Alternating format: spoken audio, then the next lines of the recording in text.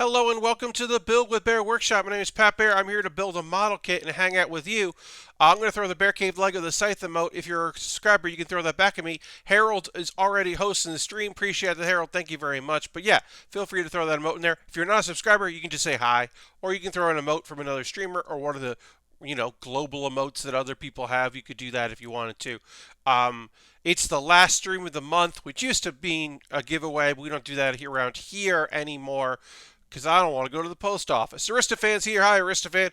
Building a Lego set purchased by Aristofan off my Amazon wish list, which is rad. Lastbrook is here. Heck yeah, Lastbrook. Already got a stellar crew of folks in here. We are going to do the hangout thing. Wait to see if a few more folks want to join us. Now, some folks out there don't love the Lego builds as much as they love the model kit builds. And I understand that, and I can appreciate that. But I like mixing things up, and also, as I'm about to tweet out in my retweet of, hey, we went live, I am never chiller than when I put together a Lego set. Because the thing about Lego is, the only time you can mess up Lego is applying decals. And even then, you can fix those sticker mistakes. You can pull them back up at least 3 times basically before you really are boned. But in a 3-in-1 like we're building here, the sea creatures, there's no stickers because you gotta assemble and disassemble. Even like these eyes, you think you would put these eyes on here. There's a little eyeball there. Nope, those are pre-done. You don't even have to worry about it. We're throwing in some sea monster there. Yeah. So we're gonna do a shark. We assemble, disassemble, shark, squid, anglerfish, and then the fourth one. Now, I've never done the fourth build for a Lego set before. Most of the time, they're just like, if it's a car, they're just like another car, and they're not as exciting. And some of them don't have the fourth one. But this one is a whale, and it looks like a pretty cool whale. So we're going to build that. We're going to build the fourth secret, quote unquote. But you have to go to a website, download a PDF. It'll also be interesting because I never built a Lego set while looking at a PDF on my monitor. I usually have the booklets. Each one of these has its own little booklet. We'll go through that. Again, we are just kind of right now in the intro portion, hoping some people come in. I don't have a lot necessarily to talk about. I mean, I can talk a bit about Control. I don't want to spoil anything. I'm playing the Control DLC, the Alan Wake DLC. It's interesting, but I don't want to give away too much about it because I'm sure there are people that haven't played it yet that are going to. I'm probably going to talk about that tonight. If there's stuff that comes up. Hope you enjoy. I think it's a fun kit. Yeah, it's just a cute kit. I mean, you make a crab. The very first thing we're going to build is a crab, and that's just fun. What else was I going to say? Oh, we're probably going to talk a little wrestling. I know that some of y'all don't love the wrestle talk, but we got to talk about the rumors that are spread around. Normally, I don't talk about rumors, but this one isn't about somebody's health or anything like that. You're still working through the foundation. Okay, nice. This is a story about it. That does take a little while. Yeah, boss fights still aren't better. Now, I will say this: the boss fights are better now than they were in the foundation because they fixed some stuff about saving and checkpointing. There's some better stuff. So it is better in some ways because of some other quality of life have made those elements better. Yeah, we're going to talk a little bit about the rumors that Brock Lesnar's contract is up with WWE and he didn't renew it. Now, I don't think he's going to go to AEW. I don't know what he's going to do. But it does mean that while Brock Lesnar is not under contract with WWE, it means he can't be a WWE champion. And that is great news for people that do not want to see Brock Lesnar on their television, like me. I don't want to see it. Don't care for it. I don't want to see him win either title off of either person. I guess him in a program with Roman Reigns wouldn't be bad because I don't think they're going to have Roman Reigns lose. But they would definitely have Drew McIntyre lose to Brock Lesnar, and I don't want to see that. Back to MMA, I think. Yeah, you can do some MMA fights, work less of the year. Sure. I hope he's happy with whatever he does. Really, the idea of Paul Heyman having a new Paul Heyman guy makes me think that these rumors are probably accurate. Uh, and it's also quite possible that pairing Heyman with heel Reigns was a like, hey, we've got, we're still working with Paul Heyman. If you want to, do this, we could do this. But it may have been like a, huh? I don't know. Uh, this could be you, but you playing. Uh, I don't know. I'm going to retweet. Lego builds are me at my absolute chillest. All mistakes are fixable in Lego. Let's hang out. That is the call to action for people to come into the stream because we don't have a lot of friends with us yet. Let's go. Creatures. Here we go. Moving this over there. Getting this ready. Making sure that I'm lined up okay. All right. Here we go. So we are starting with a crab. We're going to build a crab friend that our shark is going to be chasing. Oh, no. I don't like that. Or maybe they're friends. I don't know. I mean, the front of the box, it doesn't appear that the shark is chasing the crab, so they could be friends. I think we're going to headcanon that these are friends because that's a nice way to be. It's just a crab and a shark and some buried treasure. Oops, sorry, floating, buried at the bottom of the sea treasure. Crab is very cute. Hey, Choa Pugs, happy to have you here. It's been a hot minute. Yes, the crab is very cute. These eyes are very expressive in a way that I appreciate. But yeah, in general, this is like pretty cool. Because there's also another fish that we'll make later, which is pretty fun. But yeah, we got to build our crab here. Get all those things here. So if you're new to the 3-in-1s, which is what we're doing tonight, we're starting this kit. The basic premise of these is that you get a lot for your money because you can build 3 different things and you get instructions for 3 different things in the box. Now, can you make all 3 at the same time? No, no, no, no, no. You have to make one at a time. So, in some instances, like the monster burger truck, the monster truck for selling burgers, it was clear what you were going to build out of that. There was an undersea one where you make a mech, or you can make like a submarine, and it was like, well, mech is pretty great. I think we're going to go with that. Like there was one that was like a ship or, a plane or a spaceship or a robot, the futuristic flyer. That robot wasn't necessarily that great, but the flyer, the plane looked really neat. So, you make your choices about what you would like to build from those things, from the possibilities. And I can appreciate it. Now, as I said, there is a secret 4th. It's not secret, but they don't give you a book for the 4th one that looked pretty neat. So I saved that. So I have access to that, and I can pull that up, and we can build the 4th one, which is pretty neat. And even more bang for the buck. The nice thing about these, obviously, is that, you can, you're not just building one kit, you're building several kits, and that's pretty cool for my purposes, which is, having things to work on stream. My backlog's pretty good right now. This is a big part of that. Also, it's just kind of getting to the end of September when some stuff that I've pre-ordered is going to ship out. It's making sure that I have enough stuff to go. But I have another Lego set, and then I have, I have 2 other Lego sets. One purchased by Aristofan, one that's my own. I have a model kit that Aristofan picked up for me, which is lovely. Thank you, Aristofan, of course. And I have 2 other sets, and then one coming later. I got a master grade coming in the mail that I've been watching. It dropped in price enough that I went and picked it up because it is a cool. I don't want to say what it is yet. We'll wait on it because it'll be a while before I build it anyway. I mean, it's not even in my possession yet, so wait till you get it in the mail. But I will say it's got one of them mine whips, one of them things of, some sort of chain that has a bunch of mines, like landmines on it, and that's always a weird weapon in Gundam that I appreciate. Speaking of Gundam, I'll put the link out later. When we do the pause for the cause, but I do want to say, give the shout out there, today's episode of Pat Baer's Anime Club, my every other week video series where I talk about anime topics or themes or whatever. Sometimes it's explainers, sometimes it's just like thought experiments. This one is a video essay where I talk about if you should watch G Gundam. And I got through some of the pros and cons of that.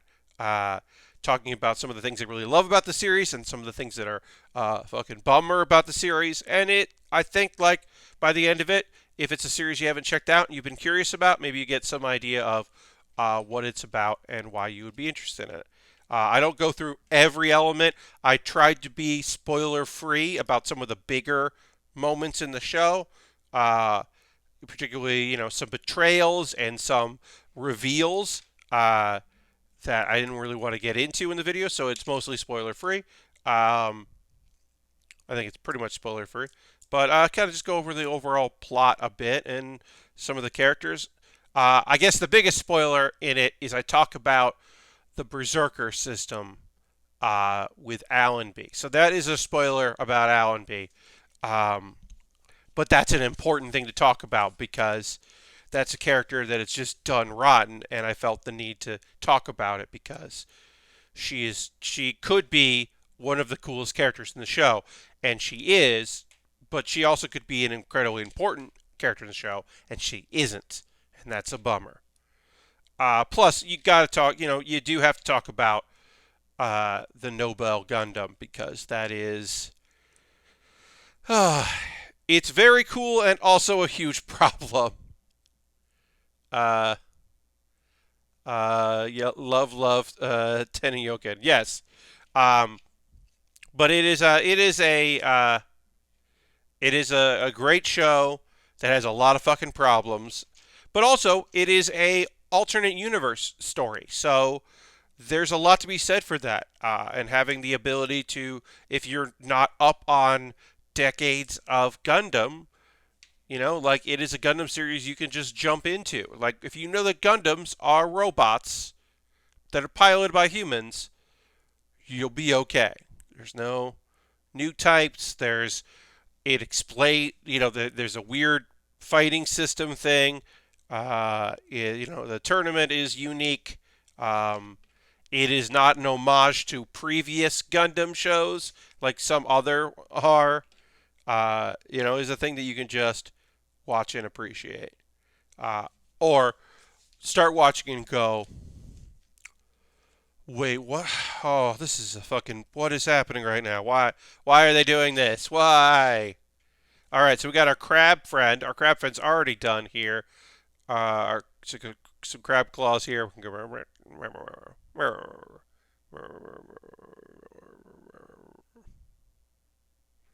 Got our crab friend. Anyway, yeah, so that was fun. I was happy to talk about that. As I said, I'm playing some of the Control DLC. I'm liking it. I have said before, I like the world building. Yes, right, very cute. I love the world building of Alan Wake, but not playing it. And I like playing it in Control better. It's more fun than Alan Wake. I would say the last DLC for Alan Wake, which was also like very standalone, I liked. It was the best version of Alan Wake. So this is another here's Alan Wake, doing Alan Wake stuff. Cool. And here's the explanation of how it's tied in. Neat. And here's some other stuff. Here's some other things happening. Okay. Here's taing some stuff together. Cool. Yeah, I like it. I think it's good. Still sometimes tough to control, but that is unfortunately, part of the thing. Well, yeah, I'm into it. All right, we got our treasure chest here, which we're just going to be able to see what goes in there. So we're putting together our treasure chest. We'll put this on here.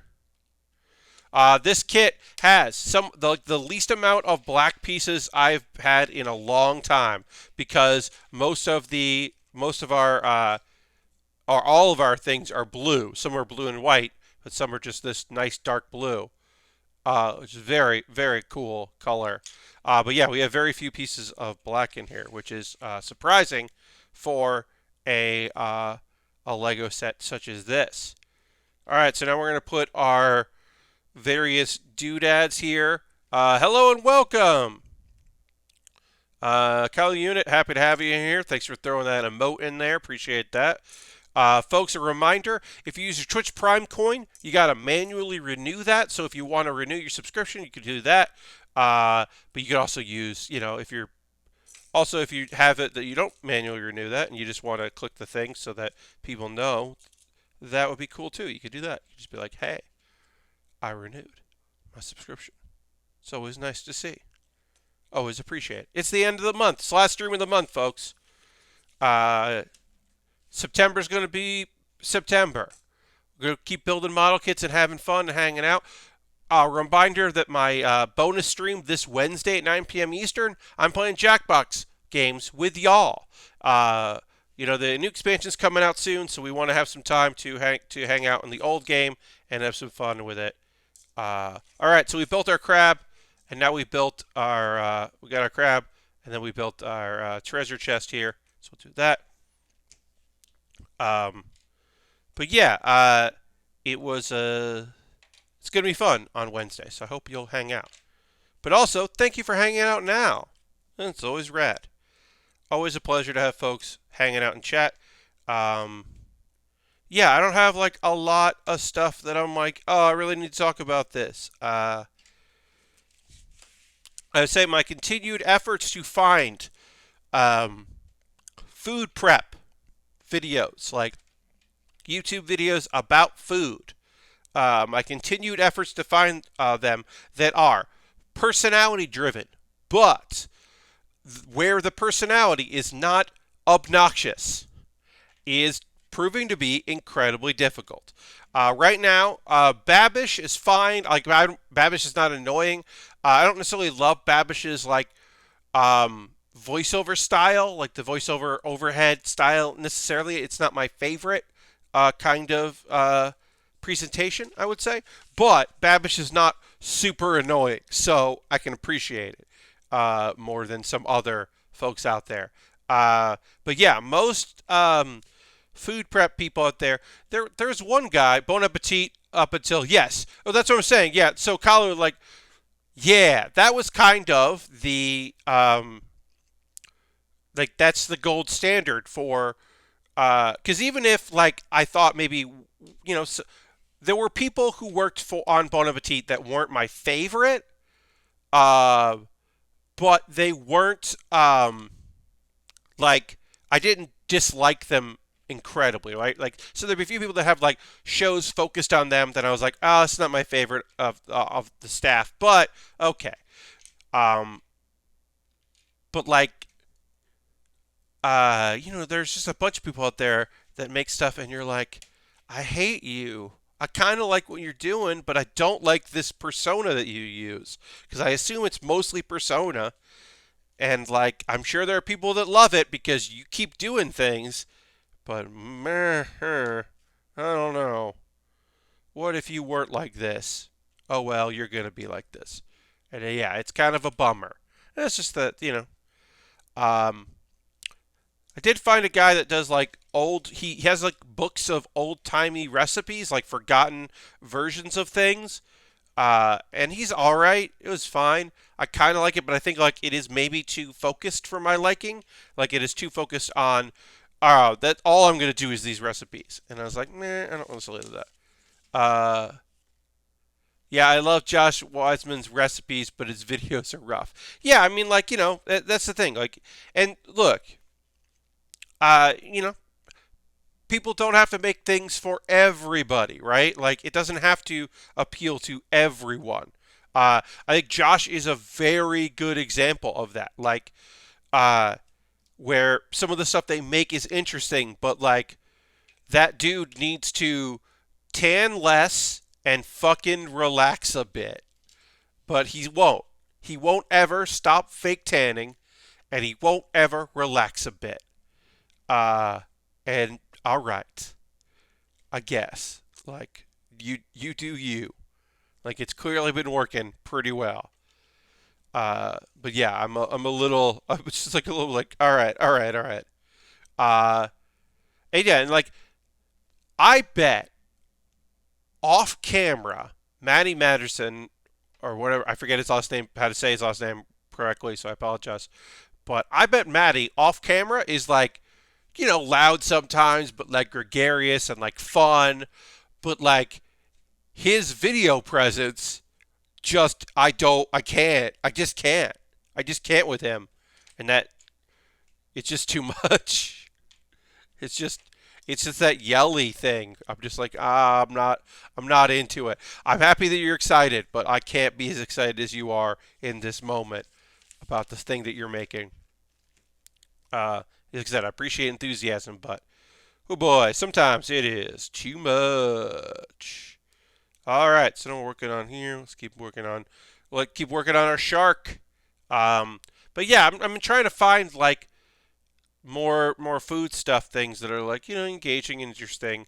I still watch Mythical Kitchen because like they do make things that are interesting, and I did like their I did like their lockdown video stuff. I thought that was pretty good. Um, I like Twitch's 24/7 cooking channel that shows old PBS, I think, cooking shows when no one I follow is streaming. Okay, yeah, Chihuahua Pugs, that's fun. Um, yeah, that's a fun thing. Let me know in chat. Beyond food stuff, do you have any go-tos of this is who I look at Twitch? Like, these are the things I only check out when people I like aren't streaming and I want to have something on. For me, it's Shout TV. Shout TV is only available in the United States and Canada. It is 24 hours a day. Shout Factory are the people that made a big impression out there by licensing products and releasing DVD box sets of things that no one else had the license for, that were kind of like lost to the time, that maybe like hadn't even finished a VHS run. So like they show a lot of Kamen Rider stuff and weird movies and almost every MST3K. So Mystery Science 3000, they have like the license to that. And it's a 24-hour channel, 24 hours a day, 7 days a week.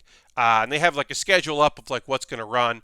And that is fun to just have on in the background. And the chat is usually pretty quiet. Sometimes people get hyped about stuff if it's a new product that comes in, or if somebody's like, "Oh, this is an episode of this series I never saw before. Oh my god!" And that kind of thing. But most of the time, it's just people are like just kind of watching and hanging out. It's pretty cool.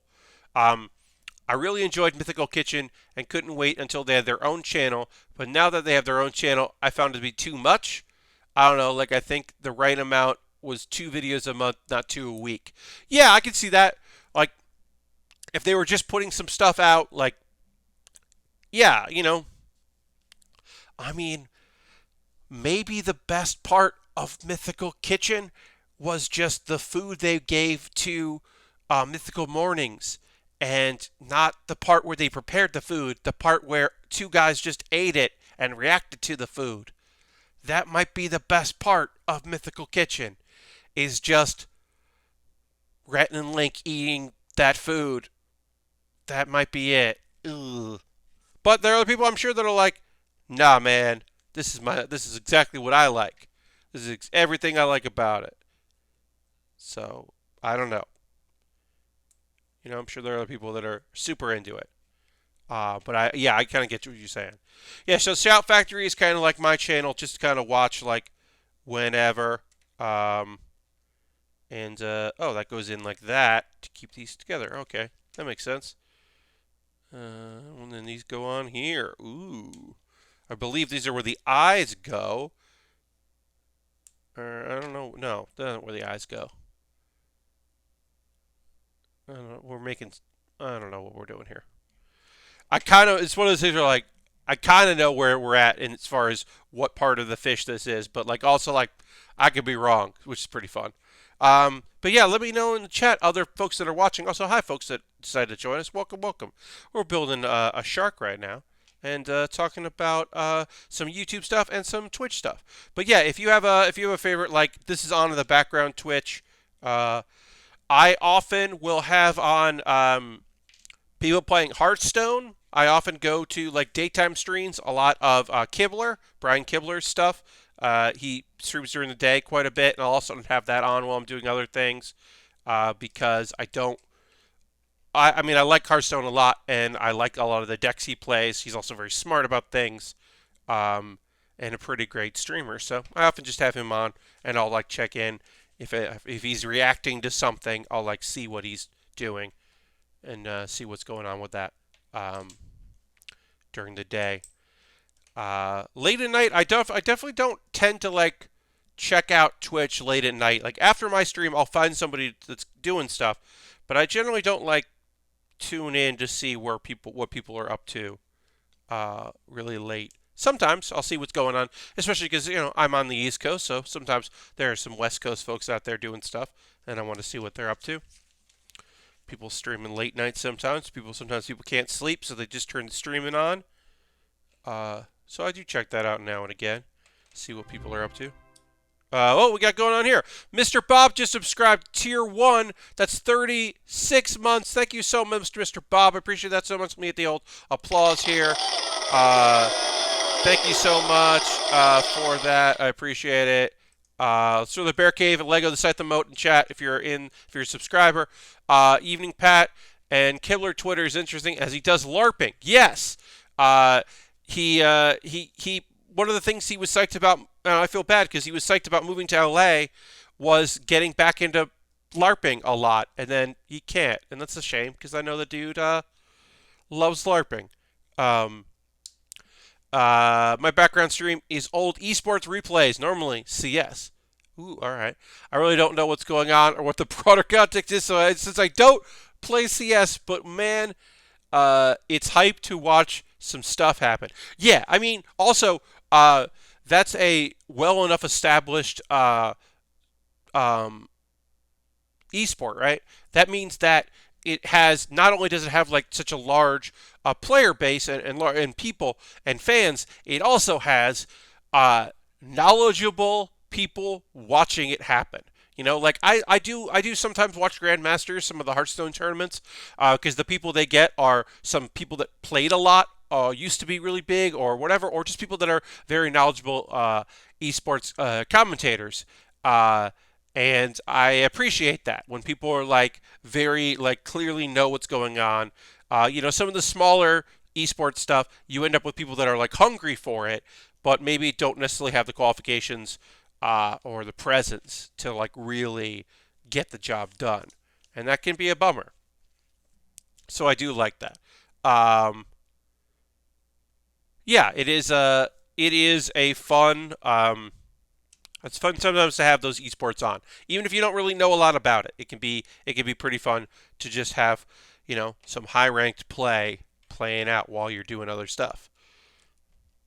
Ooh, all right, this is coming together. Pretty nice. Yeah. Looking strong. Getting some real sharkitude going on here. All right. Oh, no, I'm going to flip this over. Put on this hinge because we're working on the mouth, I believe. Because I guess this is like the top of the mouth here. It's pink after all. So, we will be, if you haven't seen me do a 3-in-1 before, we will be assembling the first one, and then I'll take a photo so that I can say like, hey, I built it like this. Then I'm going to disassemble, then reassemble, then disassemble, then reassemble, and then, as I said, I don't always go and look on the website to see what the Lego's website to see what the fourth build is, but I like the look of this whale, so we're going to do the bonus build for this kit. Don't always do the bonus build. I think I actually haven't ever done the bonus build before, but I really like that one, so we'll do that. But yeah, we're just working on the mouth here. I'm trying to think if there's any other streams that I check out just on occasion. I think that's it. I kind of like pop in. Most of the time it's...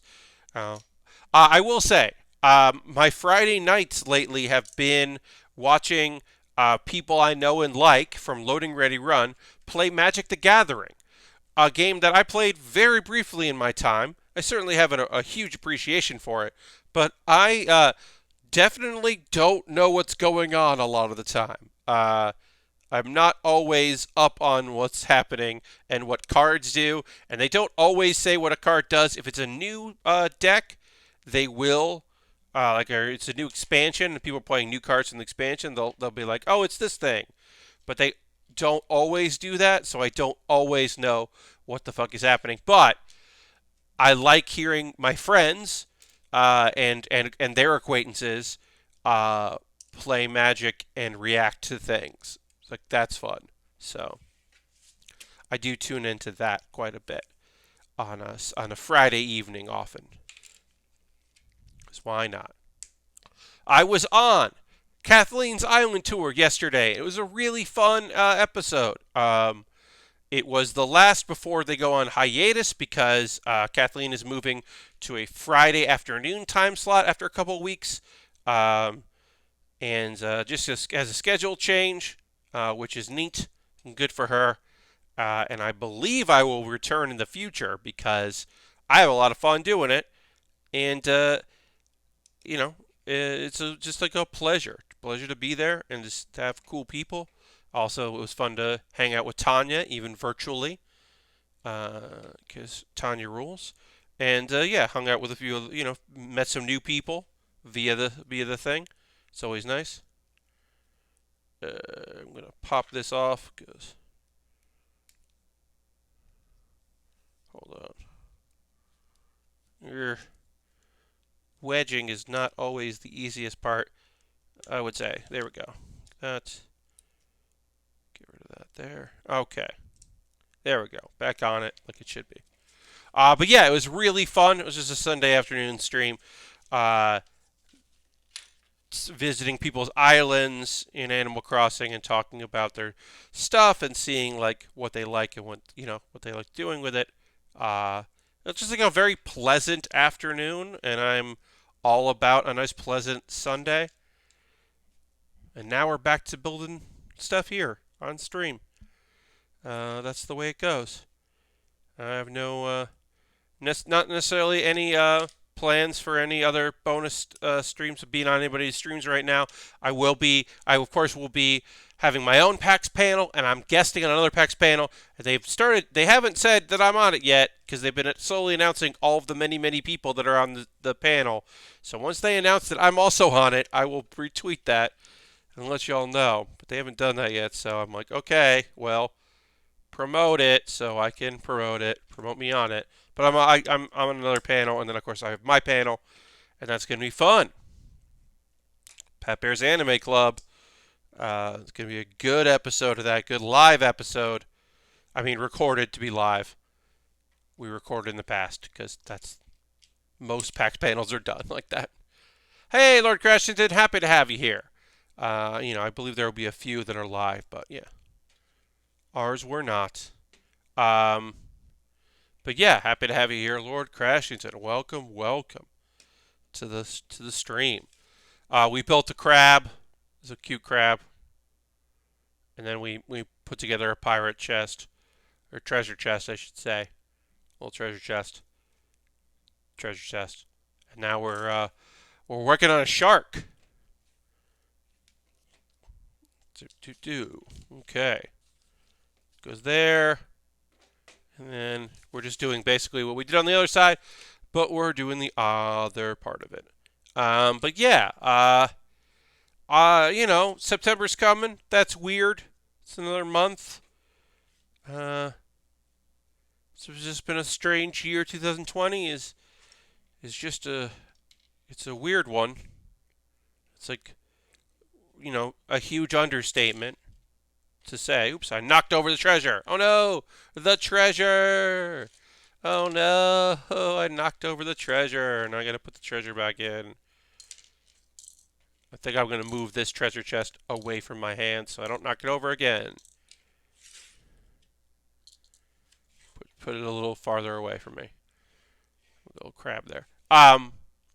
Yeah, I know it's an understatement to say the year has been a strange one, but it has. I don't know how to say it otherwise. Maslow says, Pat, I don't know if it's your cup of tea, but there's a YouTube channel, Mod Industrial Maker, and for the last few videos, he's been documenting a conversion of multi-user property to home and shop for his channel. Definitely a chill stream to watch, and he's still going. Ooh, all right, I like that. I do like space conversions. I think those are neat. People like doing this stuff like that. I appreciate that recommendation.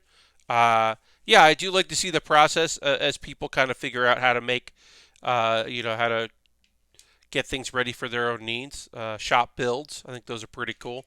Um, yeah, I mean, I think like the lockdown stuff that Adam Savage has been doing for Tested has been really engaging, interesting. Like some of his favorite stuff are just small, you know, 1 day builds that were focused on improvements to his shop.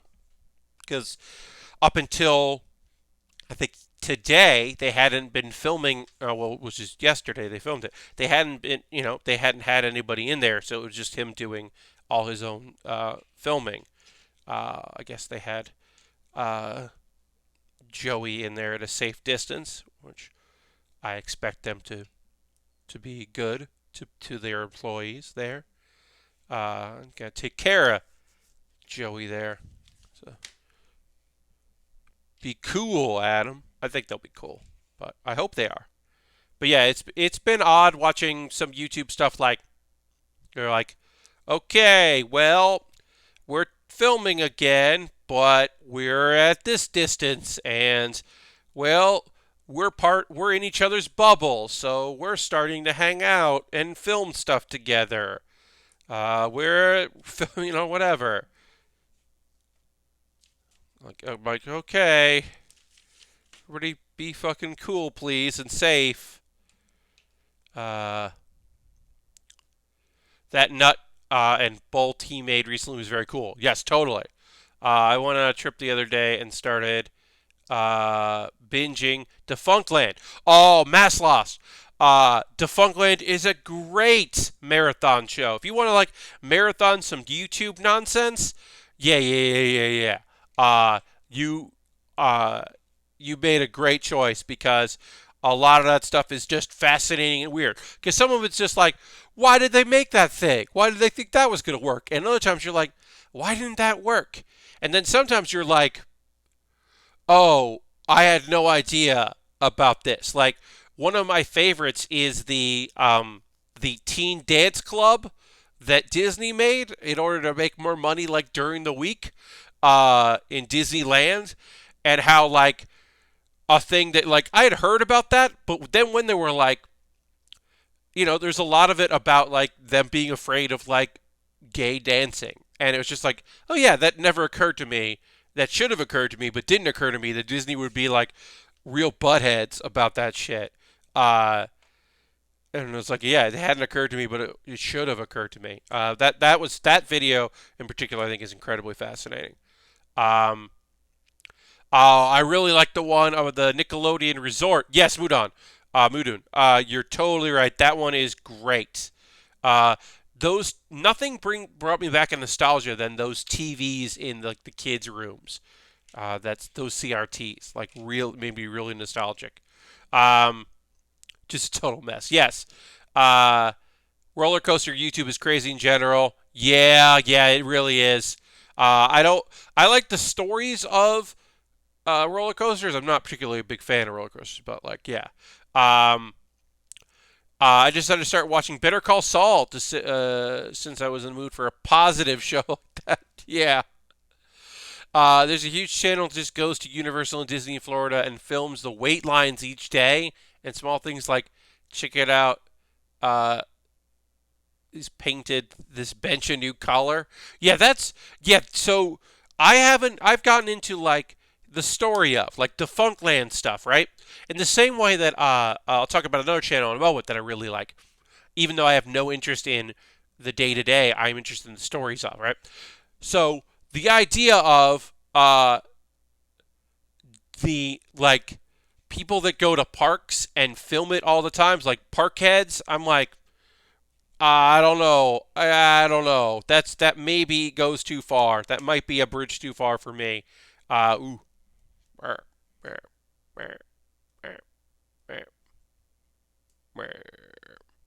Shark mouth.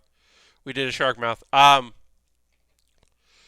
Okay, so what was this? Oh, SB Nation, particularly because they just Pat, those people are the worst in person. Yes, they are.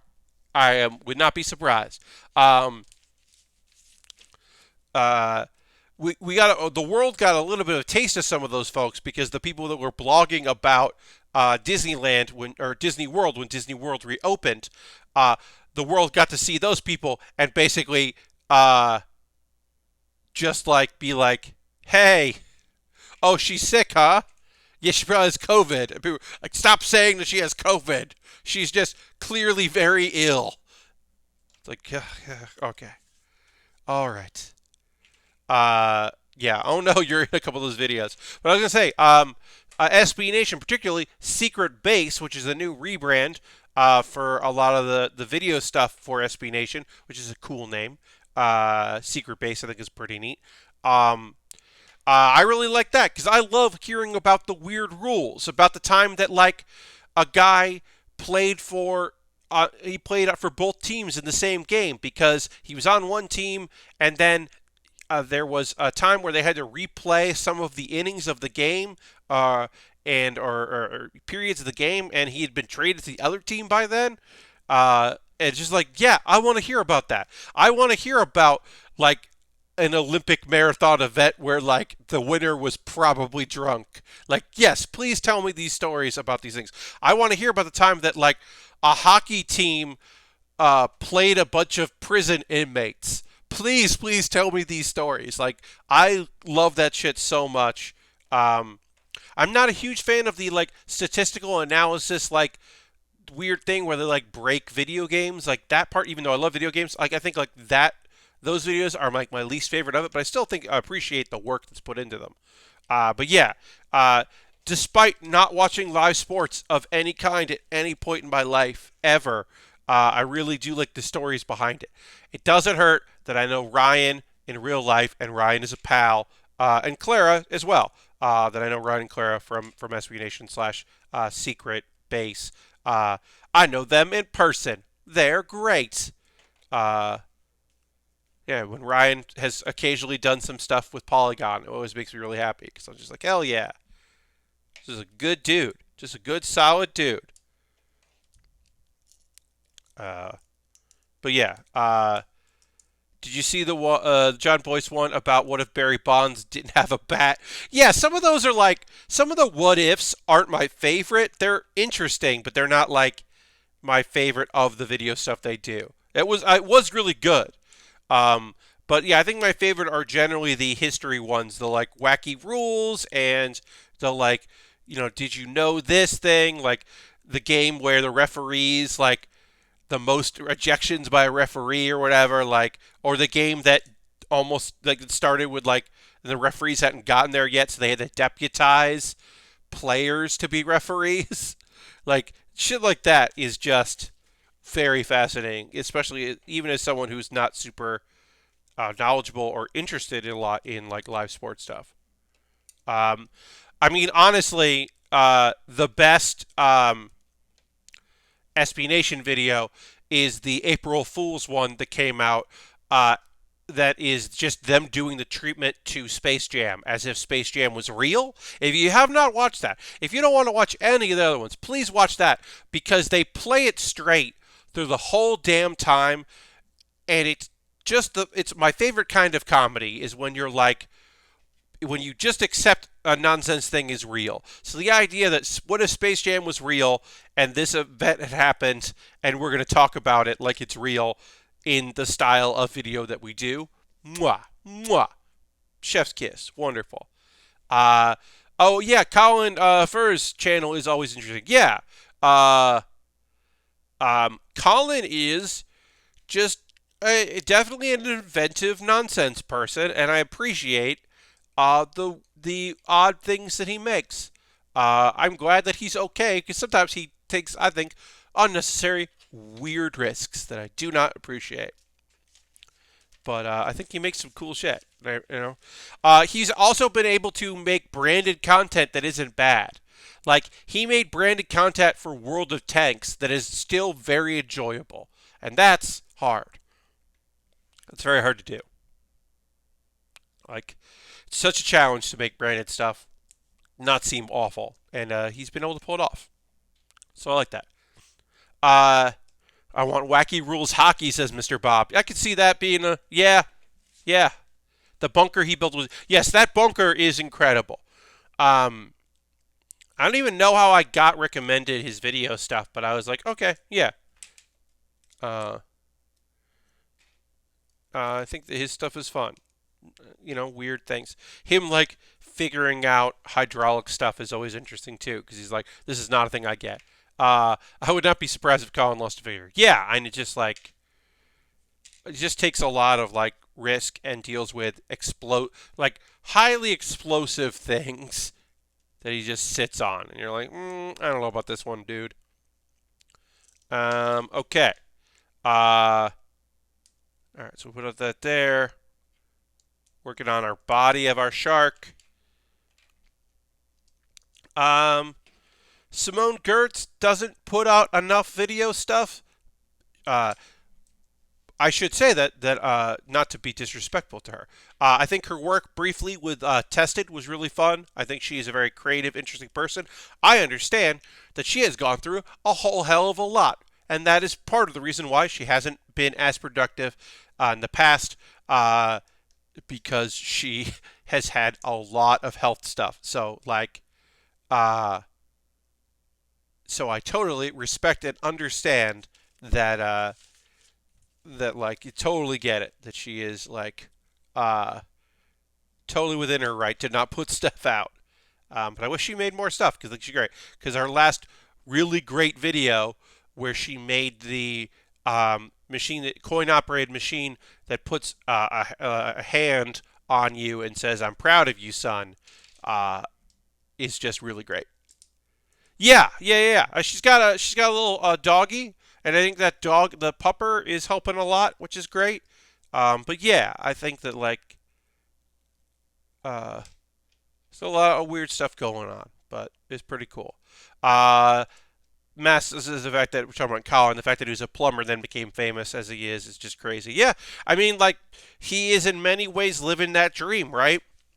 The I started doing a thing for fun, and nobody knows why the algorithm decided this was great, but I've been doing it for a really long time. Like, uh, one guy I follow is doing a house renovation in Germany, and he basically stopped. He was like done uploading. He had stopped uploading because like he would get like 35 views, and he was like, I'd rather just tell the people that watch it what's going on because it's all family. No one outside my family watches this, and he had stopped making videos for like a month, but one of his videos just blew up because he was like kind of kind of charming, got a nice soothing voice, uh, uh, and people are home, and the algorithm just decided that people were interested in home renovations and big projects and were watching, and suddenly he went from like 30 views to 30,000 views to having all these subscribers, and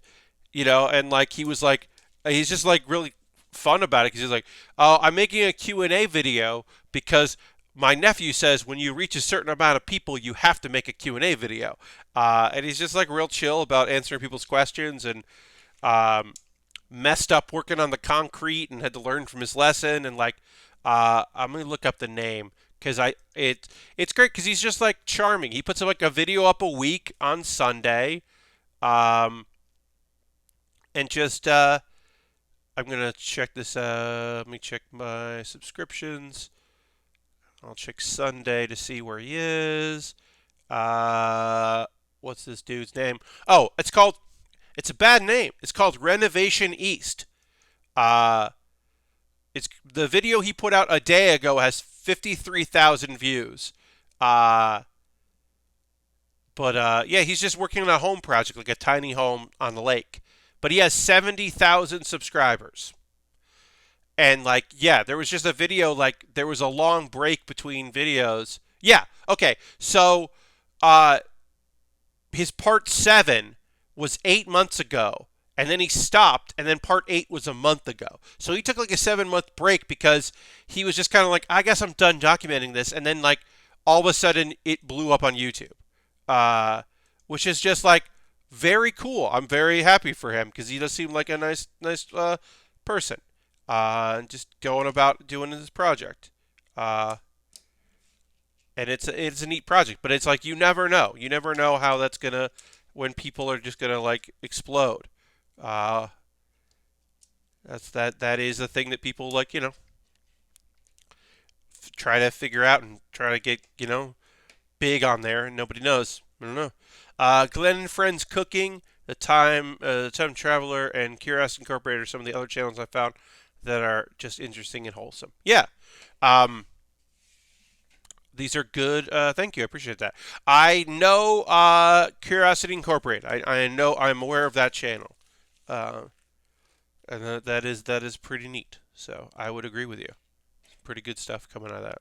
I'm not familiar with the others. Uh, but yeah, I'm like, I watch. I realize this. I watch five. I subscribe to 5 different YouTube channels of people who are Twitch streamers that focus on Hearthstone and upload a video a day of their highlights. And I follow 5 of them, and that's maybe too much, but still do it.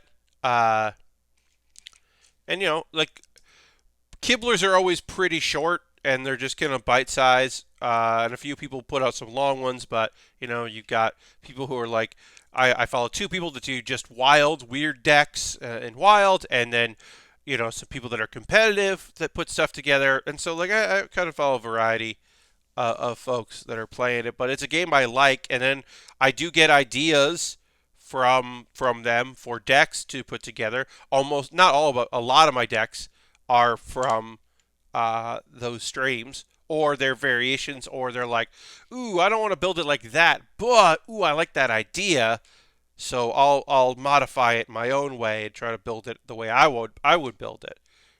So it helps me enjoy Hearthstone more. Um, the Time Traveler has some really funny travel videos in Europe. Okay, yeah, I've never heard of it, so that's cool. All right, let's get this going here. Putting the top on the body here. Let's see. Yeah, let's go like that. Okay, and then we got the fins here. Kind of move up here. Yeah. And then we are almost ready to connect our head to our body. And then we'll build a tail, I guess. Yeah, we got to build a tail after that. Cool. It's all coming together pretty good for the main part here. Dirty just subscribed for 13 months of Tier 1. Evening, Pat and Chats. Thank you so much. Let's throw the emote into chat. Thank Dirty for jumping in. Appreciate it very much. Thank you. Through the Bear Cave, the Lego, the Scythe if you're a Tier 2. Yeah, spreading some emotes. Appreciate that. Sometimes I look up ANVs for newly out in U.S. popular anime just to see what the kids are listening to these days. Whatever the 2020 version of Linkin Park is, the end is. Ooh, yeah. I mean, that is a cool way to be like, oh, check this song out. So I can't remember the name of it. It was a Canadian heavy metal band, right? And I was like, I bet there's an anime AMV of this song. And so I just put the name of the song in. And again, I wish I could remember. But the top result was like 75,000 views, 7,500,000 views. And it was a song about Vegeta using footage from Dragon Ball Super.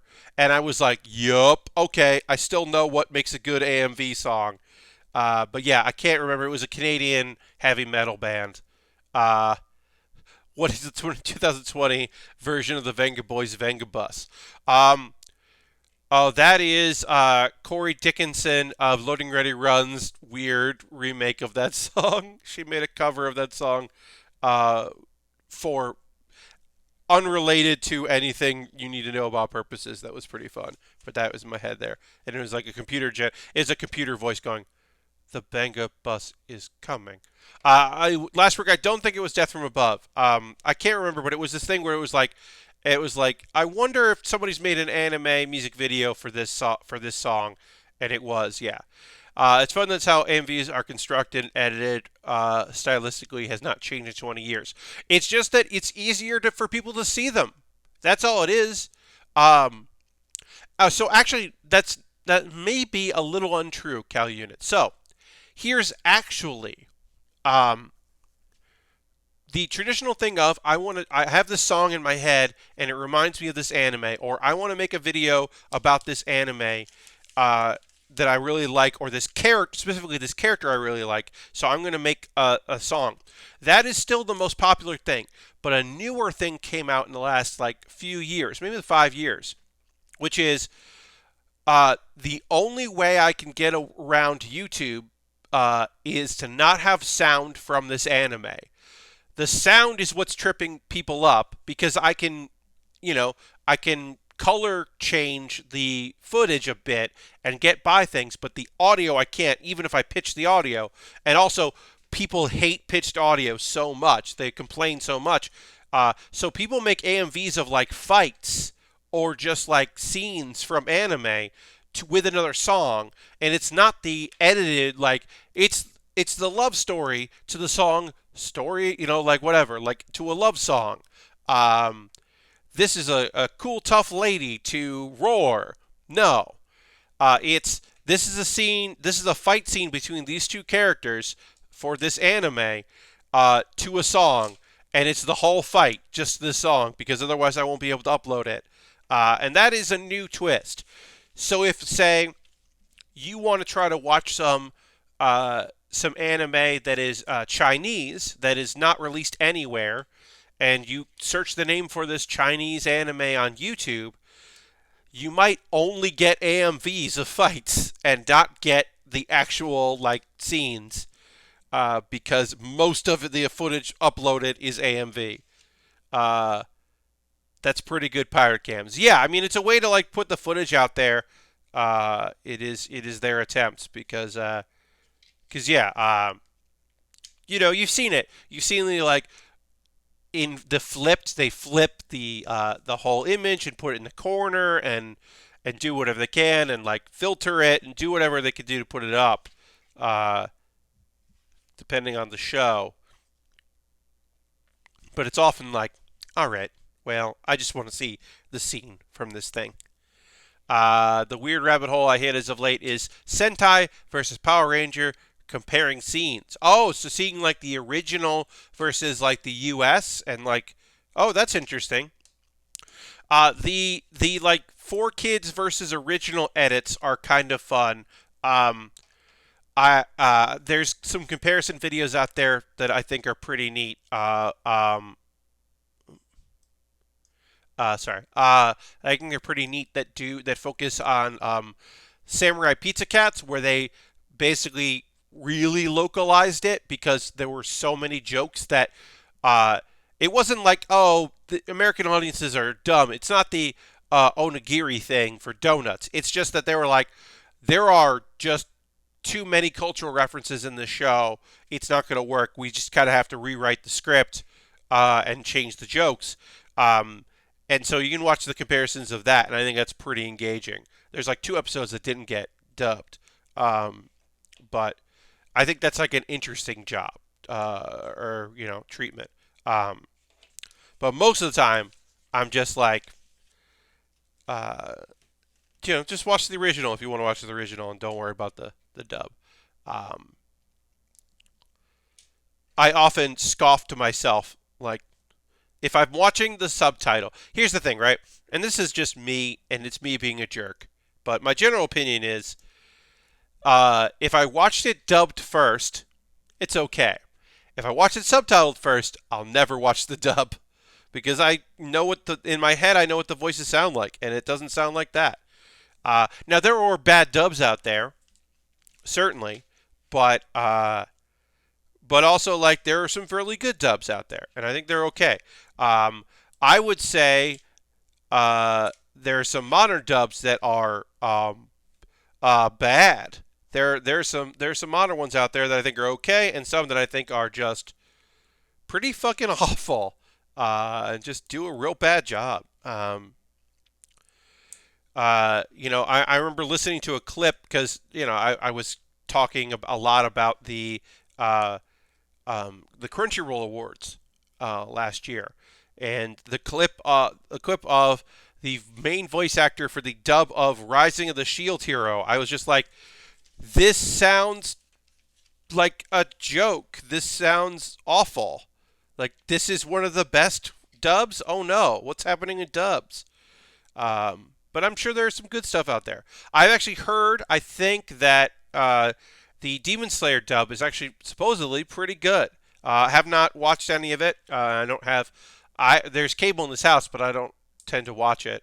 Um, so I haven't seen any of the dub on Cartoon Network. But I hear okay things about that dub. I hope it's good because I want people to love Demon Slayer because it rules. We are going to talk about anime in a little bit. We're going to take a pause at the cause in a moment or two. I'll get a couple more steps of this in. I'll talk about ways you can support the channel, and then I'll start talking about the anime for the last couple days, including Fire Force Season 2, which I had skipped that episode of. Uh, Also, I waited until just before this thing because I kept hearing from people that nothing fun like this was the slowest, one of the slowest paced episodes um, of One Piece in recent memory. So people were like, yeah, literally only one thing happens, and I was like, okay, shit, all right. Um, all right, so we'll finish off the tail here, but we're putting the rest of the body in. But we're gonna take a pause for the cause, folks. So first and foremost, if you're currently a subscriber, you can throw the Bear Cave, the Lego, the Scythe emote in the chat. Please let the people know that that's what's up. If you were a subscriber, I appreciate you so much. Thank you so much. If you're not a subscriber, it's okay. You don't have to be. All the stuff I'm about to talk about here are ways you can support the channel if you're interested in, but you have no obligation to do that. Just you being here and hanging out, even chatting if you want, just chilling if you want, are very cool, and I appreciate that so much. But I am going to talk about ways you can support the channel because I'm doing this, and those are, there's a lot of different ways. It's not just becoming a subscriber, although being a subscriber is a great way to support the channel. You can use your Twitch Prime coin. Your Prime Gaming coin. If you have Amazon Prime, you link it with Twitch, you get your Prime Gaming token, and you can use that. Appreciate that. Cash money, always appreciated. I have a Patreon. If you were thinking of joining my Patreon, I would say do it tomorrow. Start the month off right. Join in September. Tomorrow is the best day to do it because it's a new month. So you can join my Patreon. If you're watching this on YouTube, what's up? You can, if you'd like, you can just jump in on YouTube in the show description below this video and check out all the links I'm about to talk about. But yeah, we're going to quickly run through these and then we'll get back to building. But I'd just like to take a moment or two to talk about ways you can support the channel if that's something you'd like to do. But yeah, a few people have renewed their subscriptions. I appreciate that very much. If you'd like to do that, you can also gift us up. You could also do bits and coins. I would really appreciate it. You don't have to, but if you'd like to, that'd be great. It just every little bit gets me closer to that guaranteed monthly payout, and that does mean a lot to me. Also, one-time donations. If you can't do it monthly, but you have a couple dollars you want to send my way so I can buy model kits because, I got to buy model kits to build model kits. You got to buy them to build them. You can do that. There's some ways to support me there. Directly benefit the channel. Coffee, Streamlabs, and PayPal are all options. You're under no obligation to do any of that, but if you'd like to, you can. This was bought off my Amazon wish list. Thank you, Aristofan. If you would like to buy something on my wish list, I'll build it on stream. I put a couple new things on there. I'm going to click the list and talk about those things. Oops, I missed the exclamation point. Sorry. Cut and paste didn't work for me that time. I got inexpensive Lego sets in there. I've got a little bit more expensive. I just added this new thing in there. It is the Dodge Challenger Demon and the Dodge Charger RT. So it is a two car Lego set. It's not a 3-in-1. It's just but it's two cars. I don't know. I'll build real cars in a Lego. That seems kind of fun. Put in the Astaroth Gundam because it's one of the only Iron Blooded Orphans sets I've never built. It is the 1/4 scale from IBO. I put that in there. I also added pretty recently the Guard, the GM Guard custom, which is a cool kit. Huge shield. It's the full body shield. I like that. I like tiny shields and big shields. But yeah, there's a bunch of stuff in there you can buy, and if you buy it, it jumps the queue, and I build it sooner. Again, no obligation to do that, but if you'd like to. The alternative to that is USA Gundam Store. If you don't want to buy stuff on Amazon, you can go to USA Gundam Store. You can buy a gift card. You pick up a gift card from there.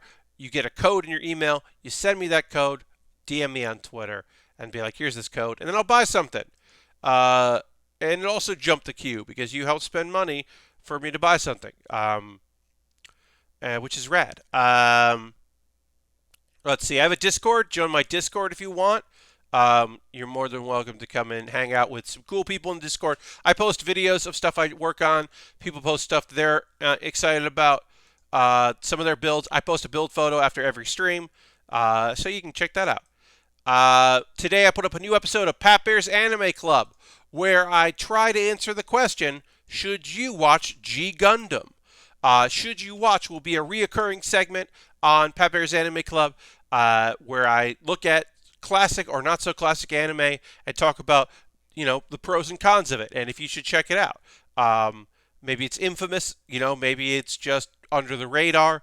But I'm going to be doing that again. But this one that I put up there was about G Gundam because I get asked questions about that a lot. So it'll generally be things people ask me about that I'll kind of answer. And then Baering the List, I did ice cream flavors, and this Wednesday I have a new video coming out that is related to what I'm doing now. So that'll be out on Wednesday, but the last week's, it's still good. Still just me talking about ice cream. Lots of comments about flavors I've never heard of in the comments. People really had opinions. I'm going to drink a little water, and then we're going to talk about modern anime that came out since the past couple days. And I'm going to drink some water first, and then we'll get back to finishing up this cool shark.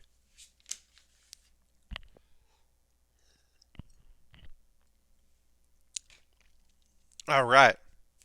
Got to build this tail of the shark, and I'm going to tell y'all about... Oh, I'm going to do a retweet here. I'm just going to check this here. Yes. Sorry. Just going to retweet my own tweet here, and we'll get back into building. I made a very silly joke about getting a little traction. Not a lot of traction, a little traction. But despite not filming Season 8 due to COVID, Tom Cavanaugh is still portraying new versions of Harrison Wells in The Flash in his free time. And that's The Flash joke because Tom Cavanaugh, he later directed episodes, which is cool for him. He just made a career out of reoccurring characters on that show that are all alternate versions of a character he played, who we never actually got to know the original version of the character because it was another character took over that body. It's a whole fucking thing. There's a lot of lore in that show. But Tom Cavanaugh, fucking characters getting killed does not slow him down. That's not going to stop him.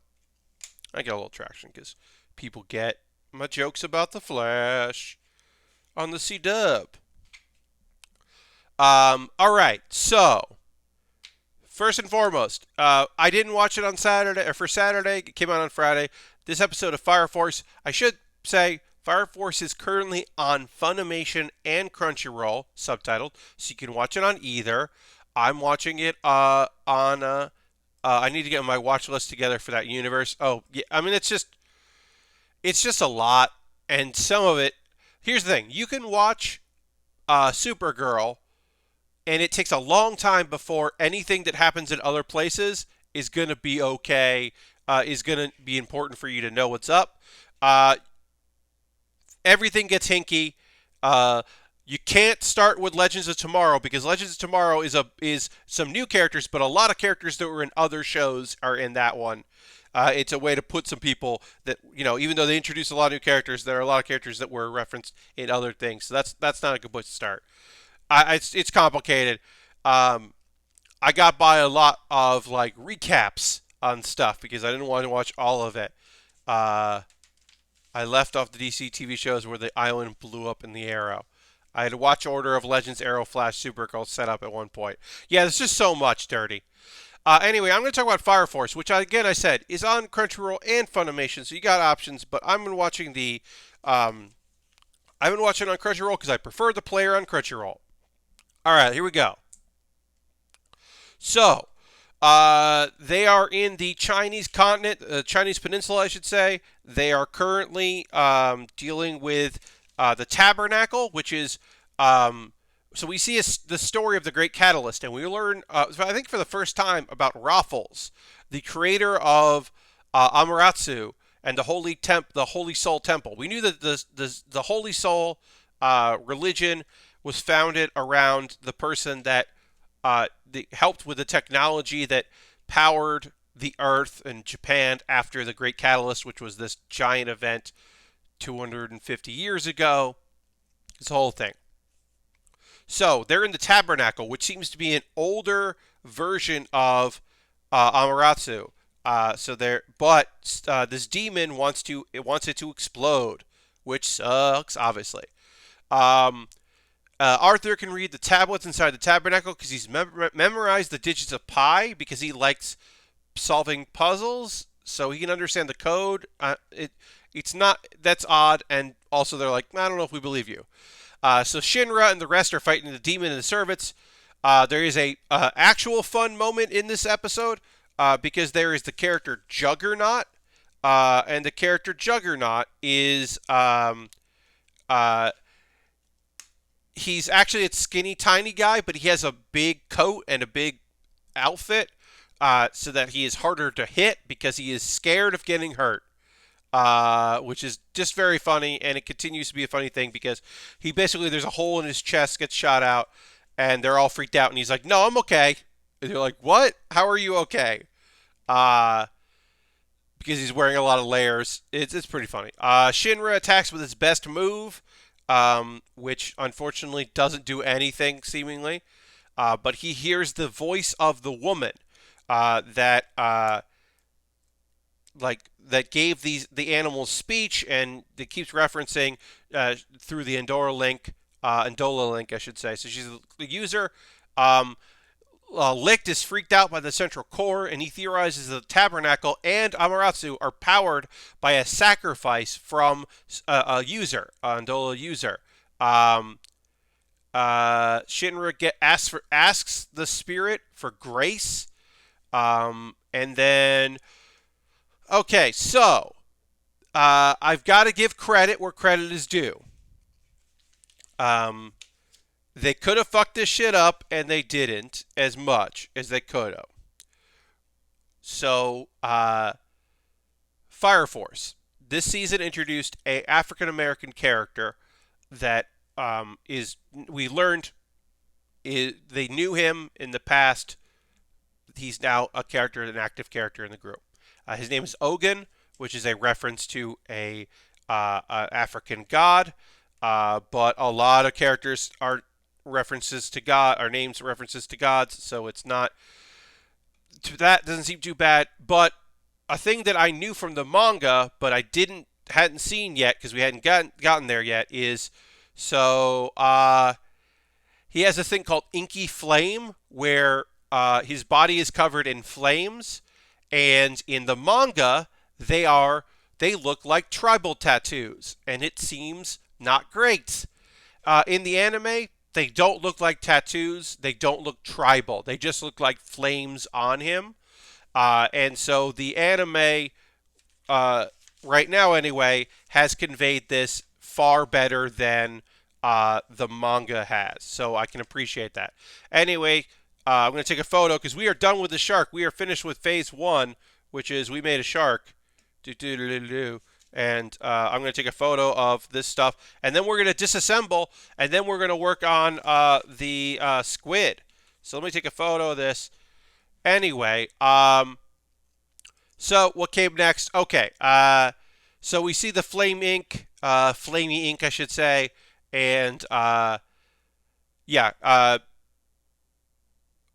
Shinra is asking to be powered up by the spirit. And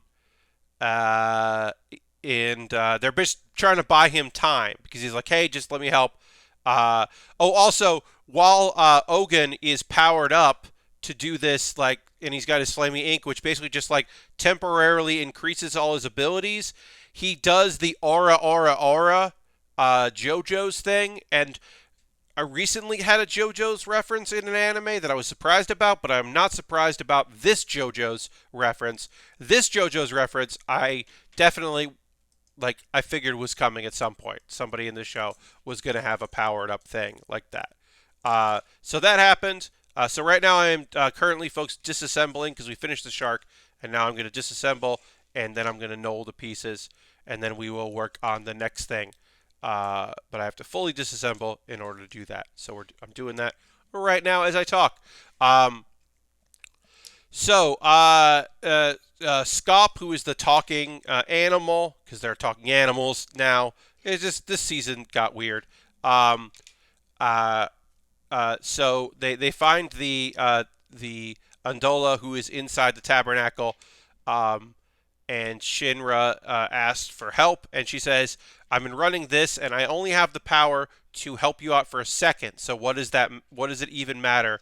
And he's like, "1 second, that'll be enough. That's all I need, or whatever. You know, real hero shit, which is good because that's his deal. He's a hero. So it was a nice little bit of business. I will say, if you are thinking about getting, if you watch the first season of the show and you're like, I think I want to get in the second season, get through the slog that is the first few episodes before they go to the Chinese continent, because the first few episodes are bad. Because the first episode is fun. It's a non sequitur episode, just like reintroducing the characters, and it doesn't have anything to do with the plot. So the first episode's okay, but the second through whatever, introducing the new pillar, is not enjoyable. It is not an enjoyable part of anything, and I would say is actively bad. So, but now that they're in the continent and doing a new story, I think it's gotten a lot better. So I would say that the new stuff is good. So if you like Fire Force, you can check that out. Be interesting to see what happens. There was a few hints at it being pretty awesome. So yeah, so that's Fire Force. Nothing fucking happened in this episode of One Piece. Lately, One Piece has been kicking off where there'll be like a cut of this thing, Zoro fighting this guy, a cut of this thing, these people fighting here. Oh, look, they gotta take care of this, and Sanji's in his outfit, his black outfit, and he's doing his thing, and oh, we got over here, and oh, Luffy's fighting people and trying to figure out this hockey thing, and okay, and now everything's slowed down because Yasu, the guy that laughs all the time and smiles all the time, he is going to be executed. And they were hinting for the last couple episodes that he was a person in their past, and nobody recognized him.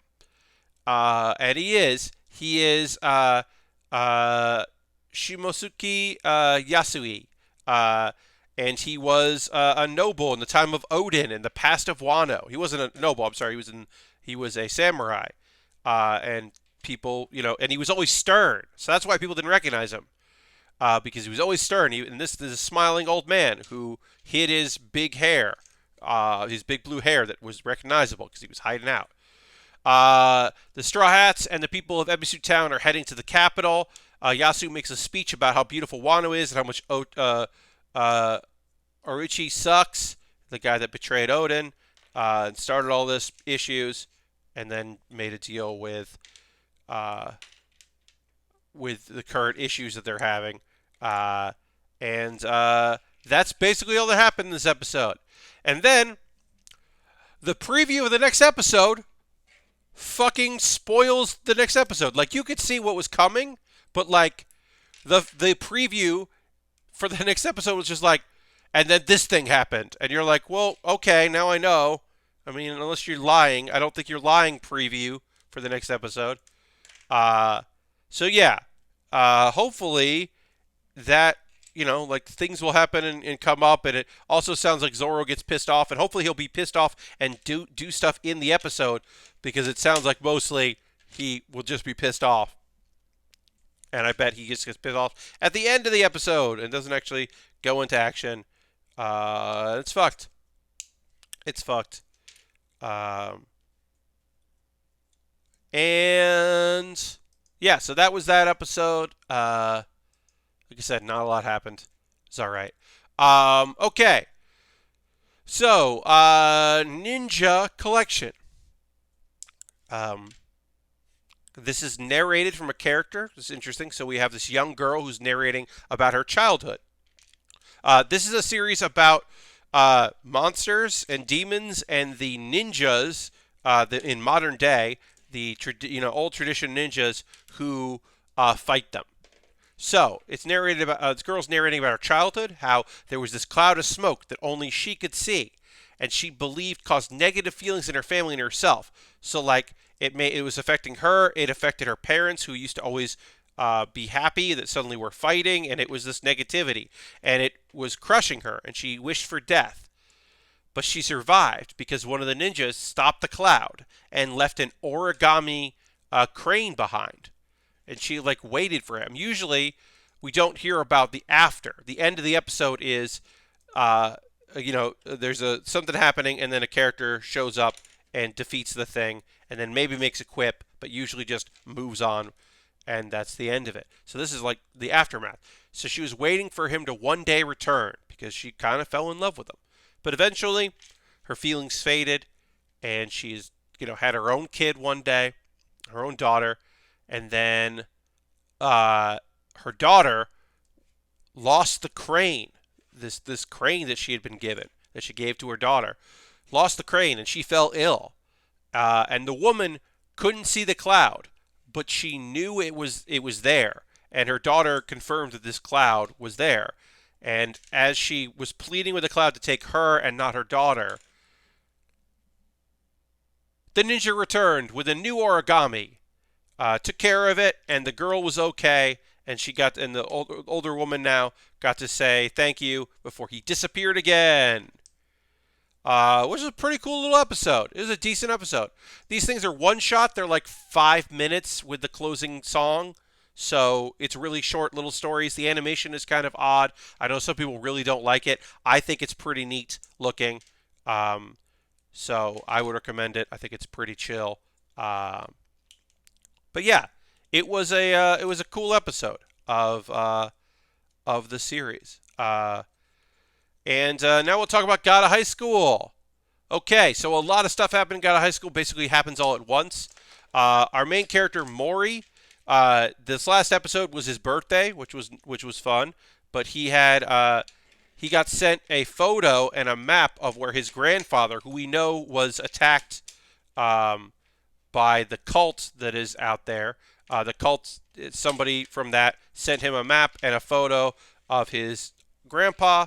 They're not blood related, but he was raised by him, and so he goes out there to try to stop him, to save his grandfather. There's a match gonna happen in this tournament.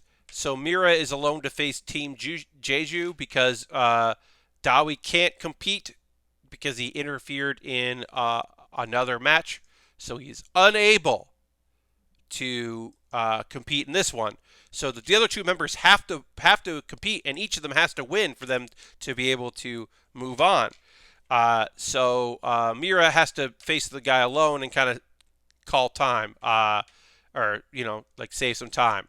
And they're clearly part of the cult, this team they're fighting against. Like, they're all wearing the robes, and they're definitely all members of the cult. Down to the fact that this weird guy, the weird muscular swimmer guy that she's facing, has the family sword that Mira had that was stolen from her. Turns out it's a national treasure, which is one of these weapons that helps you commune with a god to unlock the Sherryok powers. Basically, a whole thing about this is that they have these mystical powers that they borrow from gods throughout history. I can't wait to tell you about the god that shows up in this episode. Holy shit. Anyway, we cut to Maury, and he reaches his grandpa, but it's not his grandpa. It is a cloned thing, a copy from someone using a power called Doppelganger, which makes it basically explodes. And it looks like he's going to die in the explosion, but he doesn't. Pei Long, who's a member of the cult, and he make copies, and he's supposed to be fighting in the tournament, but he doesn't. Let's see. I was just listening to the tech podcast, and they sent me here. Hey, Pat, what the tech podcast mentioned me? That's rad. Hello and welcome. I'll have to listen. I haven't listened to the Sunday's episode. I didn't realize I got a shout out. That's rad. I'm talking about an anime right now. This is God of High School.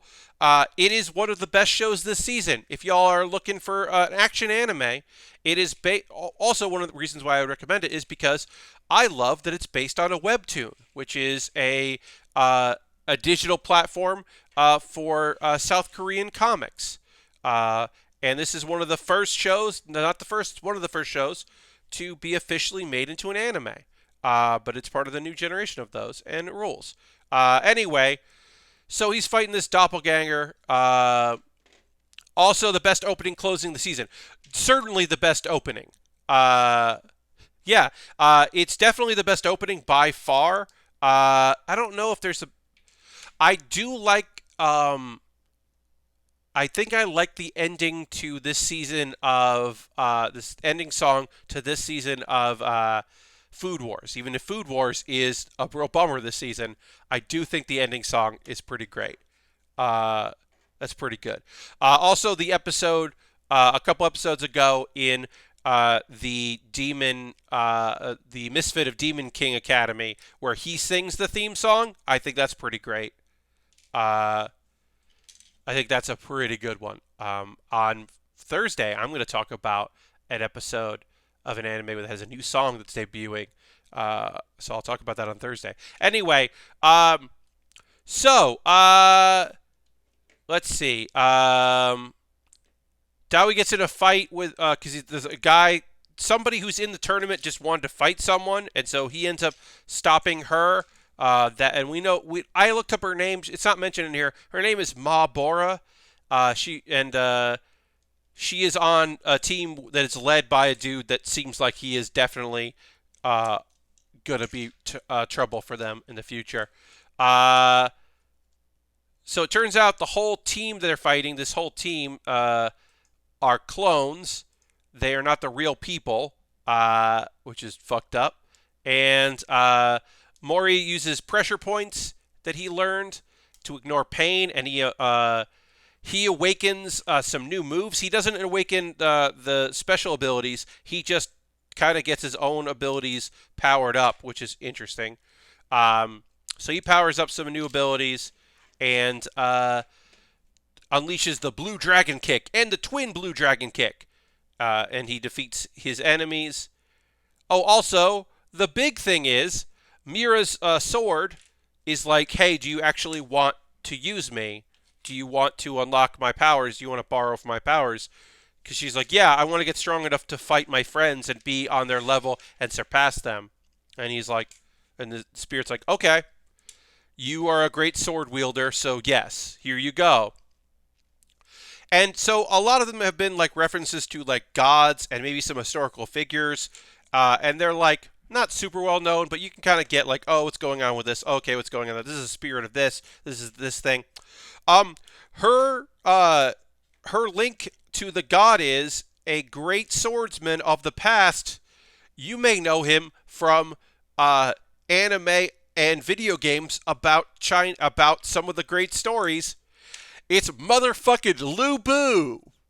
If you've played any Dynasty Warrior game, you know the name of Lu Bu. Motherfucking Lu Bu, the spirit of a sword, makes a deal with her so she can borrow from his ancient powers.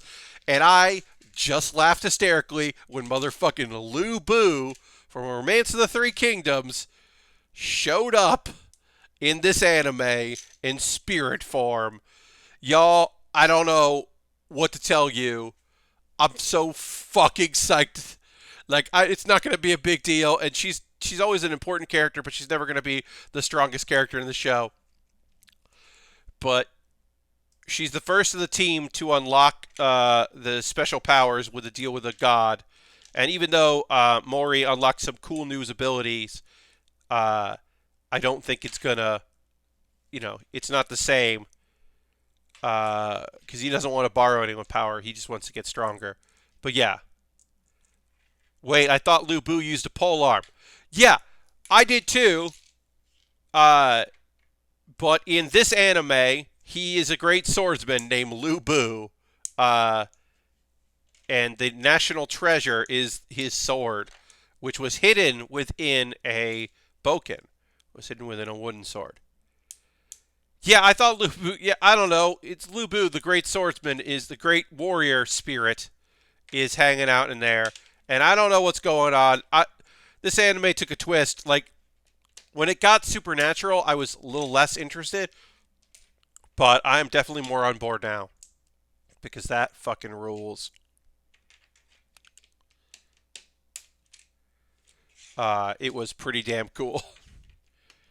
Yeah, this last part of the episode was actually really neat because I was still blown away by that. But then this last part of the episode was him fighting the second guy in this competition, and then you were seeing him do the same moves that he had did to the boss character, who he soundly defeated with his new cool techniques. That was pretty neat. But yeah, that show is good. It's got style.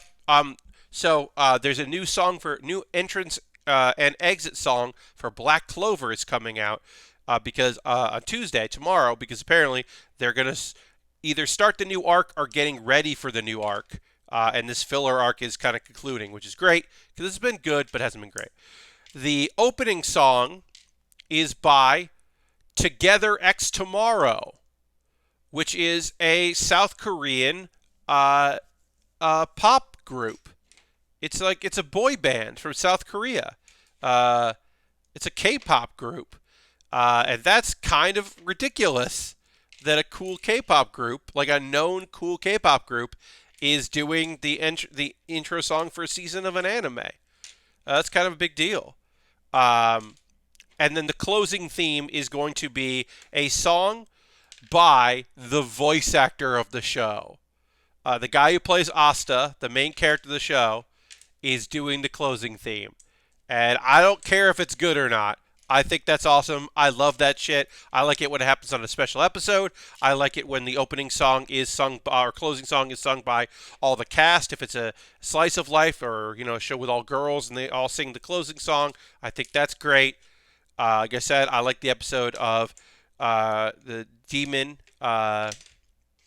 Misfit of Demon King Academy where he sings the version of his entrance song, or opening song. I think that rules. I'm into it. I'm always into it. I don't know. So this thing that was the eyes, you can see it's a little pole. I actually don't know how to get that out. I think I'm going to have to use a tool. Yes. Okay, so that works. So my brick separator, I was like, I don't know how that's going to work. So I had to use a different tool, which is why I have this one thing here to help sometimes. Sometimes this doesn't work out exactly how you like it to separate bricks. You need a little help. So we're just separating bricks by color because we're going to build the second build of this, which is the squid, or undersea squid here, bottom of the ocean squid. So we had to separate all the pieces that we had already built for our shark and get ready for the thing there. Anyway, yeah, there's some good stuff here. I've been looking at the previews of stuff for October. I'm going to be watching a lot of fucking anime in October because a lot of stuff, there's a lot of new stuff, and I think a lot of it is going to get options. There'll probably be a couple things that don't. There's one short that looked good, but there aren't that many shorts, like 5-minute or 15-minute or 12-minute episode things. I want to look at that, actually. Let me look at Annie chart here. But yeah, let's see. You got Haikyuu coming back for the second half of the season. Very excited for that. The season 3 of Is It Wrong to Try to Pick Up Girls in a Dungeon? I feel like season 2 wasn't too long ago, but I liked season 2. The second season of Regular at Magic School. I'll definitely watch that. I will probably give it Jujutsu Kaisen a try. Jujutsu Kaisen. I've never watched the original of it, but this is a remake of it, and it's pretty cool. It is people that kill monsters and folks that have been turning into monsters, and this guy knows eventually he'll become a monster, but he wants to kill a bunch of monsters before he goes. So he's like, let me help before it takes me. Please take advantage of me to let me do this. I was like, oh, that's kind of neat. I am not going to watch Higurashi When They Cry. I will not be watching that version. I did not enjoy the first version, so I definitely will not be watching the second one. Y'all can keep your fucked up animes to yourself. Not me. Um, let's see. No, I'm not going to watch that. Boy and His Wolf. There's a cute comedy romance thing about like a couple that he asks her out and she says, I won't date you until we get married. And then a year later they get married. And I don't know. It seems kind of fun. There's a slice of life about a girl that is like, who is a delinquent, class cutter, and she falls in love with another girl, and is very confused about falling in love with a girl. That I will probably check out. I hope someone picks it up. I don't know. That seems pretty neat. Oh, that's another Aniplex, so that'll definitely be there.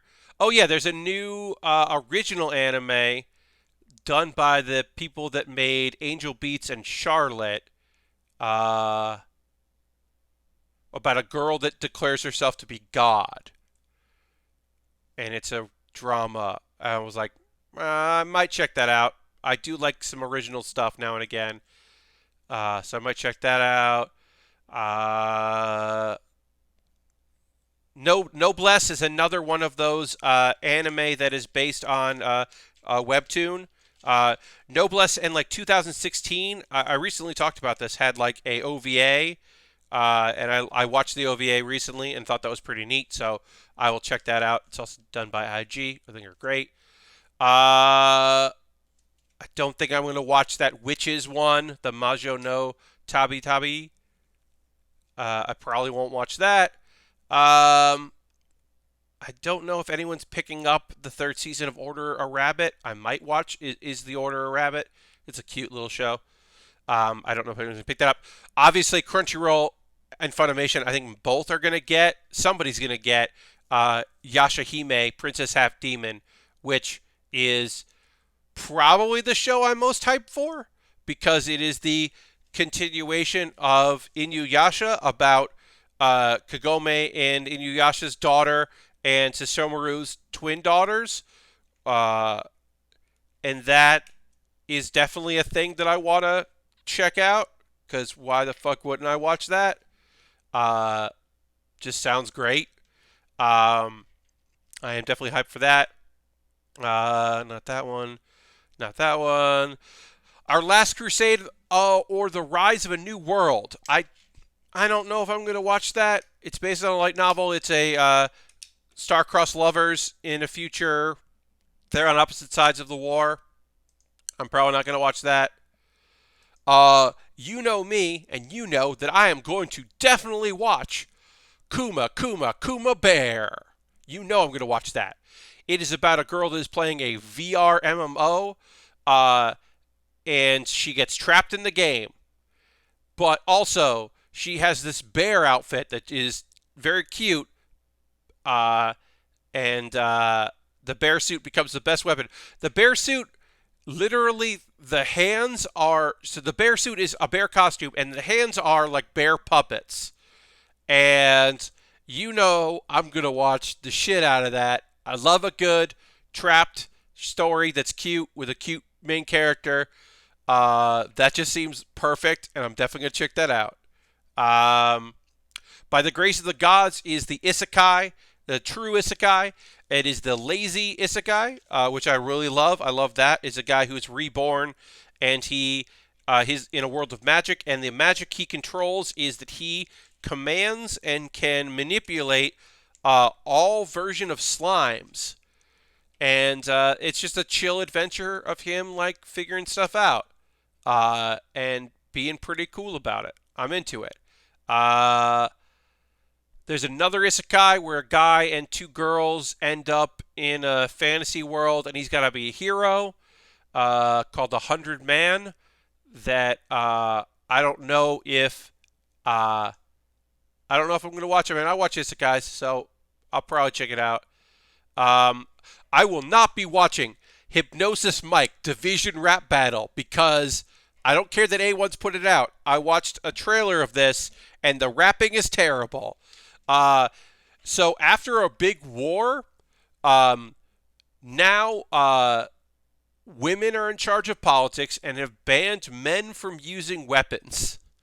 So men, if they want to fight, they have to fight through rap battles using hypnosis mics, which can affect people's sympathetic nerves and influence their thought processes.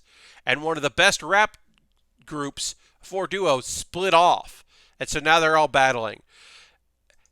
And it's a very nonsensical, very dumb idea that I think I could get behind if the rapping was good. Lucretia says this pandemic has revived the reunion special industry. Yeah, you can't make new stuff, but people are fine with Zoom calls between famous people talking about the things they used to make together. Yes, that is very true. Um, anyway, I am not going to be watching Hypnosis Mike Division rap battle. I think the premise is kind of interesting, but the rapping seemed real bad. I mean, maybe it gets better, but there's like a cipher going of the main characters and what their style is like and how they rap. And I was like, this sounds bad. This does not sound good. Yikes. I forget the English name of this one, but there is an anime about a princess that is kidnapped, and she's a real lazy princess. Uh, I don't know. It seems weird. Uh, it seems kind of fun. If you were saying, "Hey Pat, is there an anime about Sherlock Holmes?" Because there hasn't been an anime about Sherlock Holmes in like half a year. Yeah, kind of. There's an anime about James Moriarty. Uh, so it is him as a young man, William James Moriarty. Uh, yeah, it's like before he becomes evil, because Japan loves doing stuff in the Sherlock Holmes universe. There is a story about climbing girls, sports climbing girls. But it looked like it would be interesting. But it listed as comedy drama ecchi, so I wonder if it's like that anime about girls hitting each other with their own butts. I'm assuming that is what it's like. And I don't really want to see that.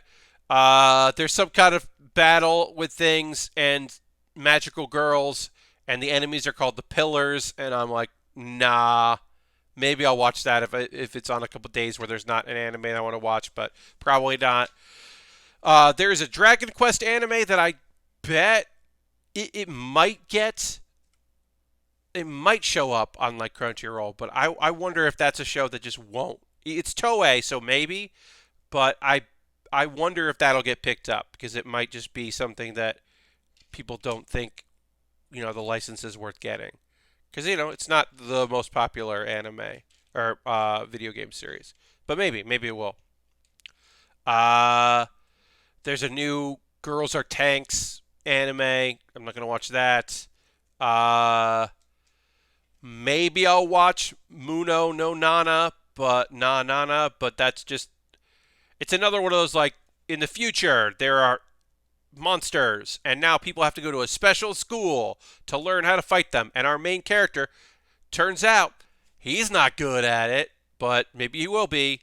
And now I'll watch 3 episodes of it, probably. Um, now we got another one called King's Raid. Uh, it's just an adventure series that isn't an isekai, but it might as well be. Uh, it's a guy who like the demons are back, and so he's got to become awesome. That seems pretty cool. Let's see.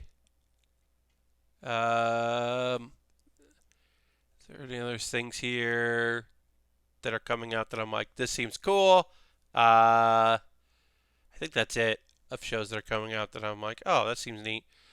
There's a TV short with a dog and a cat. Every day is fun. Is the translation? I think it'll have a different name if it gets picked up. Is a slice of life comedy about a cute dog and a scary face but lovable cat, and it's just them hanging out.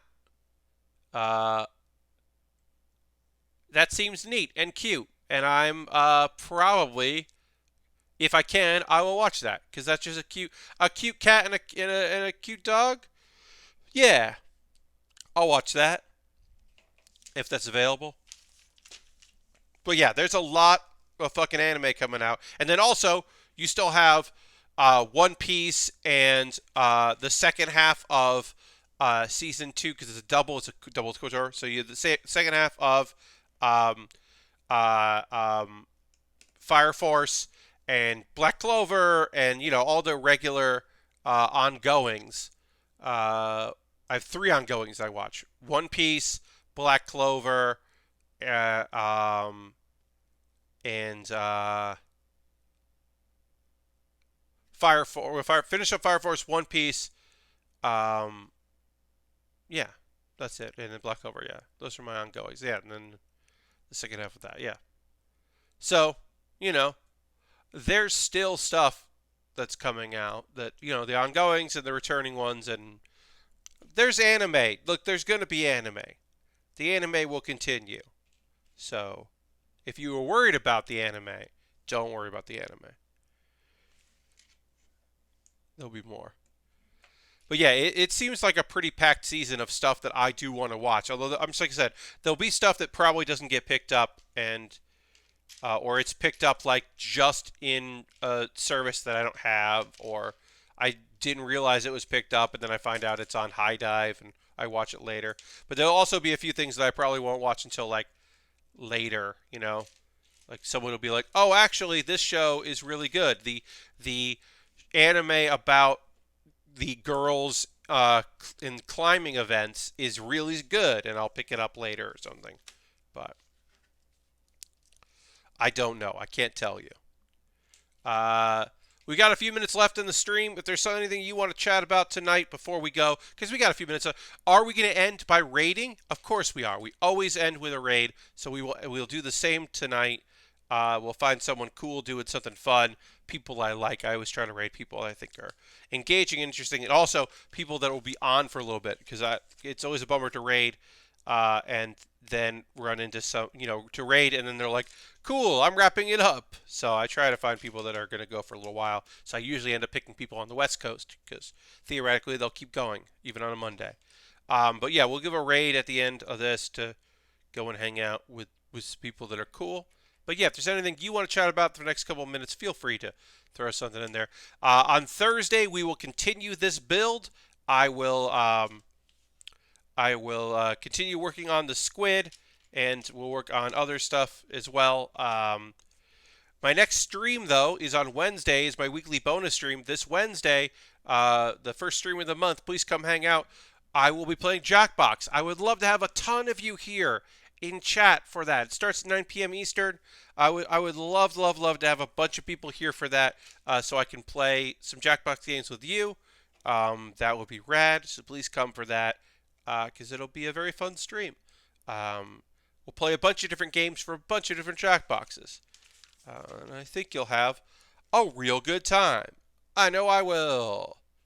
Oh, so I was wondering earlier why these were in the treasure chest, because these don't look like anything. These little sticker things. It's because, well, we'll use them in the treasure chest because they are eyes for our squid. So that makes sense. Now that makes more sense. Uh, these are part of the eyes for the squid.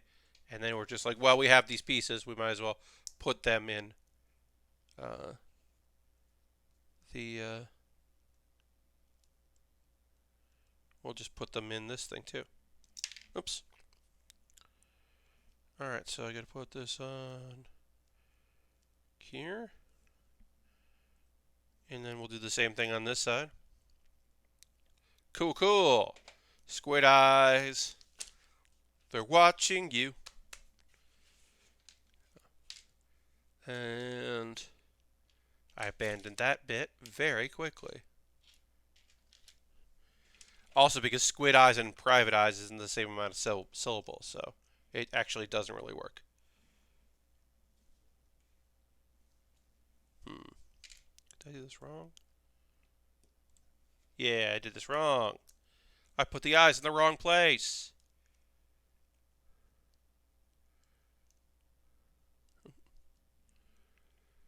All right, so we'll do a couple more steps here, get a few more pieces done, make it look a little bit more like a squid, and then we will wrap up the stream by raiding somebody cool, because that's what we do around here. But yeah, I got a couple more streams this week. Obviously, always building Mondays and Thursdays and Saturdays. Tell a friend, come hang out.